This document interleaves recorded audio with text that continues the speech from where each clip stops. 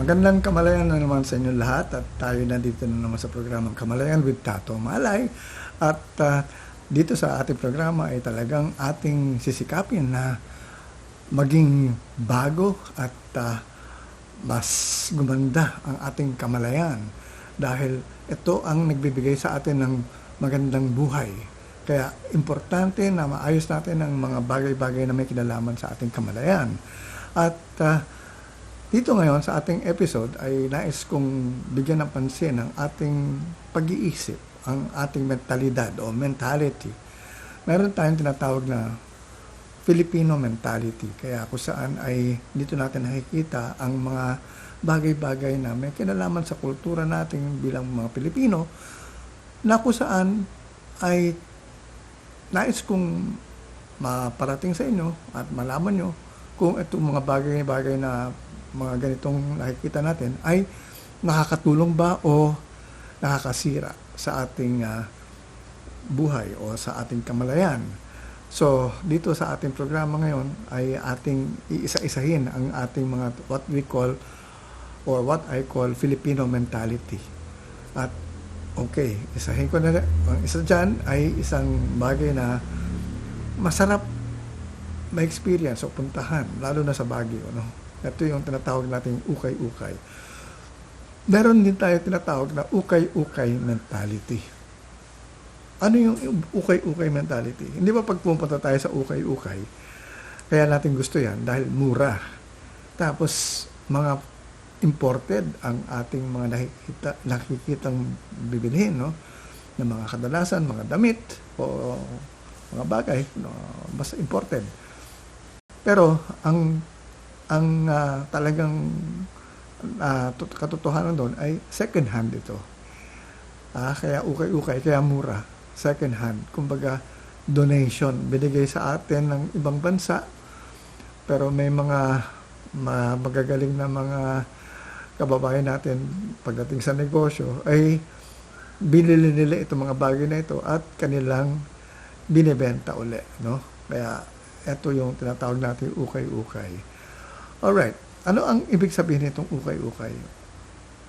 Mura, imported, pero second hand. Kaya mura. Okay. Paano yung ganitong bagay makakasira sa ating kamalayan o sa ating kultura? Okay. Kadalasan, hindi na natin iniisip kung ang isang bagay ay, sabi nga, maganda ba ito? Meron ba itong mga katulad din sa ating bansa rin na mabibilhan, pero mas nanaisin natin yung ibang galing sa ibang bansa dahil nga parang ang tingin natin ay mas maganda yung mga galing sa ibang bansa. Ito ay may kinalaman sa ating colonial mentality in a way, no? So sa ukay-ukay meron colonial mentality na halo dyan. Masama ba yan? Medyo okay lang kung talagang wala kayong pakialam sa nangyayari sa ating ekonomiya. Pero kung tutuusin, ang mga ating kababayang mga Pilipino ay meron din mga produkto na halos pareho o hawig sa mga nais natin makamit na imported na second hand. Kaya lang nga, dahil may brand na imported yung label nga, mas nananais natin yan. So, ito yung mga bagay na isang I would say, nakakababa ng kamalayan natin bilang isang mamamaya, isang bansa sa ating, itong ating kinalalagyan ngayon. Okay. Well, sabi nga natin, wala namang masama dyan kung talagang bibili mo yan o hindi, no?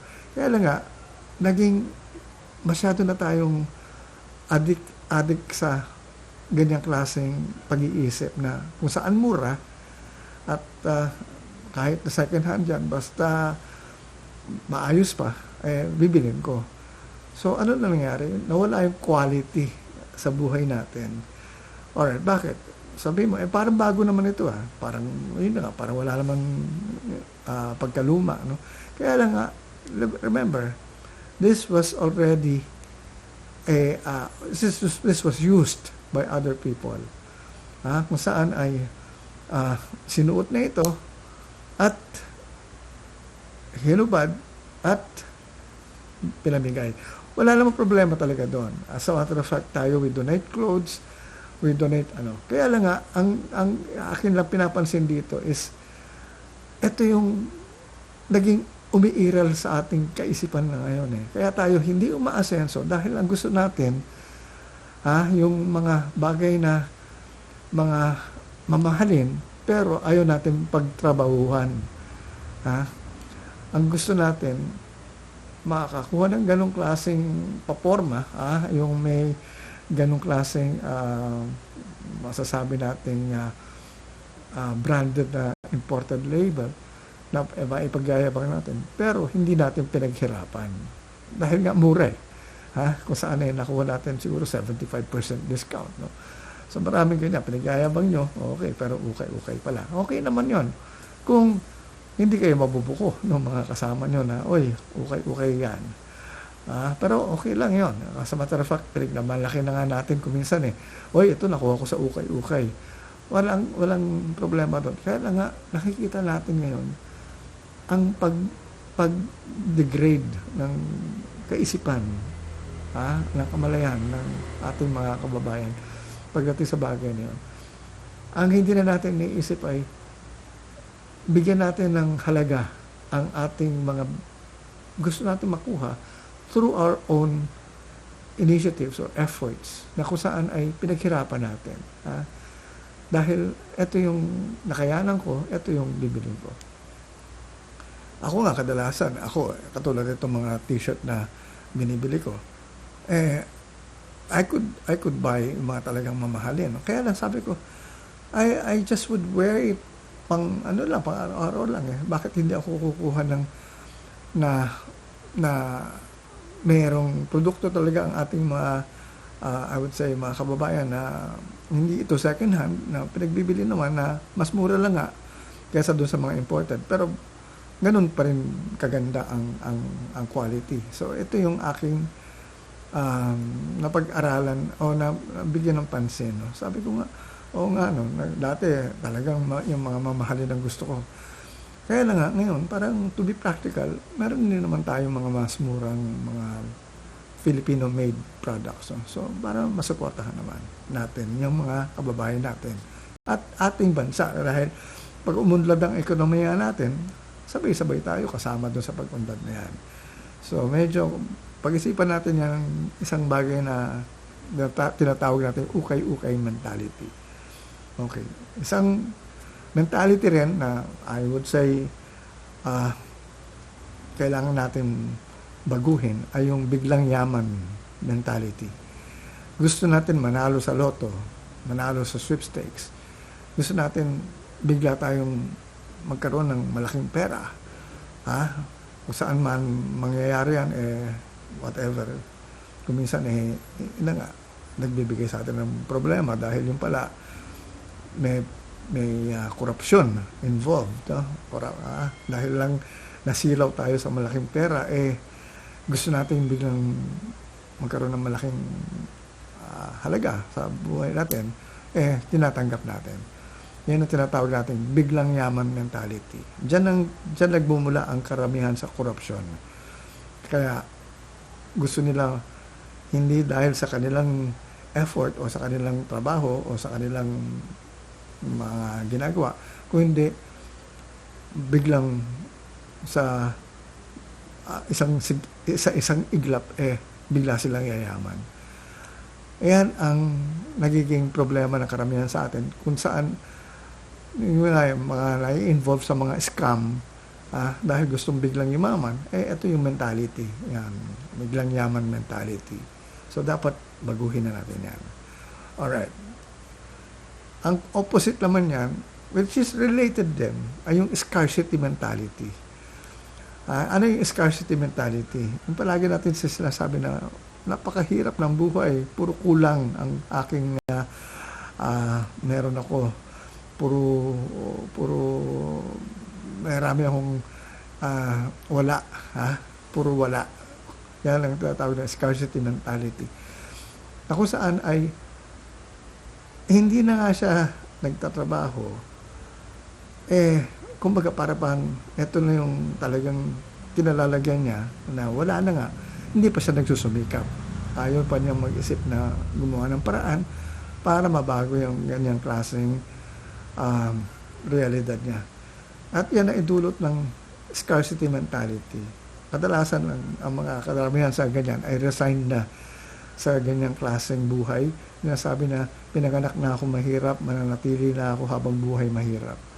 At lahat naman ng gusto ko hindi ko naman makuha dahil malas ako Yan. Yung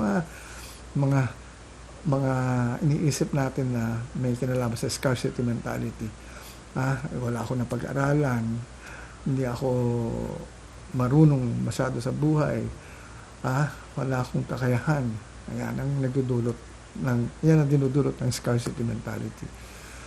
Na puro limitado ang kanyang nakukuha, ang nagagawa.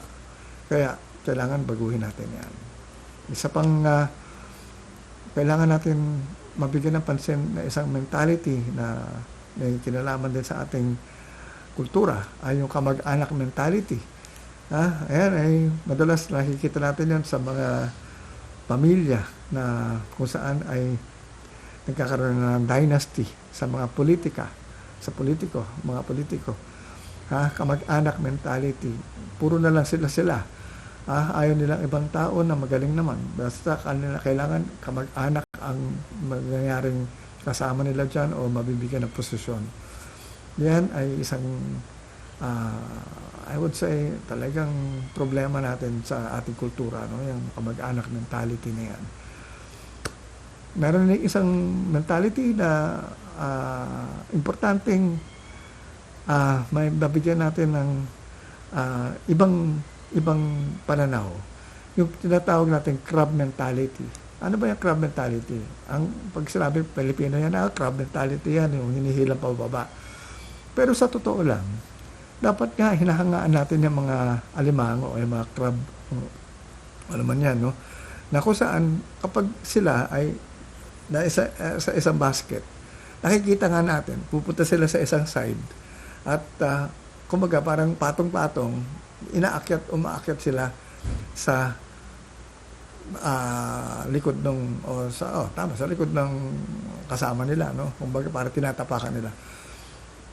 Pero kung talagang pag-aaralan ninyo kung bakit ginagawa yan ng mga crabs, kaya yung crab mentality niya kasi yung inaapakan mo yung kapwa mo parang hihilahin mo yung kapwa mo para bumagsak ganyan, Yan ay actually mali kung talagang titignan natin ang ginagawa ng mga crabs, Pag eto nga nasa isang side sila ng isang basket, maakyat. Pag dumating na sila doon sa dulo at dumami sila doon sa area na yon sa isang side, tumutumba yung basket kung saan ngayon nakakawala sila. Pag tumumba yung basket dahil nga laging mabigat na, doon sila nakakawala. Nagtutulog-tulungan sila para makawala sila in a way. So that's another way of looking at that crab mentality. Pero ito nga, yung ginagamit natin itong crab mentality sa ibig sabihin na gusto natin hilahin pababa ang kapwa natin, which is really bad. So sana kung ang crab mentality natin ay tulong-tulungan, sige, tulungan kita umangat para ako rin makakasama sa pag-angat mo. Dapat ganun May mga kulturang ganun kunyari yung isang kasama nila, walang-wala. Kunyari 5 sila, 5 sila sa isang grupo. Yung isa, walang-wala at gusto magsimula ng kanyang business, sariling business. Yung 4, nag-aambag-ambag para tulungan yung isang yon para lang magkaroon ng pasimuno. Mapaumpisahan niya rather yung kanyang business. Tulungan. Pero ito nga, sa atin ay hindi tulungan, hilahan, pabagsakan. Yan ang isang nagiging hindi maganda sa ating Filipino mentality. Ang crab mentality na yan ang tinatawag natin. And the last one that I would like to now feature here in this episode is yung tinatawag nating pakitang tao mentality. Palabas, puro pagyayabang. Kadalasan ito nakikita natin pag piyesta. Wala tayo ngayon, pero kailangan natin magkaroon dahil piyesta eh. So, ano ibig sabihin yan? Ano nakakaya, wala tayong handa. Kunyari, nagkataon na gumastos ka dahil nagkaroon ng isang sakuna o isang problema at gumastos kayo. Tapos ito ngayon, Pasko o isang piyesta na kailangan gagastos kayo. Uutang ngayon kayo. Kasi para ipakita na meron din kayong ipapamahagi o gagawing parang sa piyesta, pang paraos sa piyesta nga, sabi nga. Pero as I've said, marami sa ating ganyan, pakitang tao, hindi totoo sa kanilang sarili. Aside from that fiesta thing that I am describing, yung pakitang tao mentality, laganap yan kung saan-saan. Madalasan, tawag natin nga dyan, plastic, kumbaga fake. Yan. So, yan ang mga bagay-bagay na kailangan natin bigyan ng pansin para mabago natin ang kamalayan ng ating bawat isa sa atin. No? Sa ating bansa, lalo na kailangan natin ang pagbabago ng kamalayan. What we want to have is this positive collective consciousness. So, pag isa-isa natin nababago natin isa-isa yan, ito na yung mga pagkakataon natin na talagang gumanda o umasenso ang ating buhay dito sa ating bansa. So with that, I'd like to say maraming salamat ulit sa inyong pakikinig at patununood. At sa susunod ulit, ito po si Tato Malay na nagsasabing magandang kamalayan sa inyong lahat.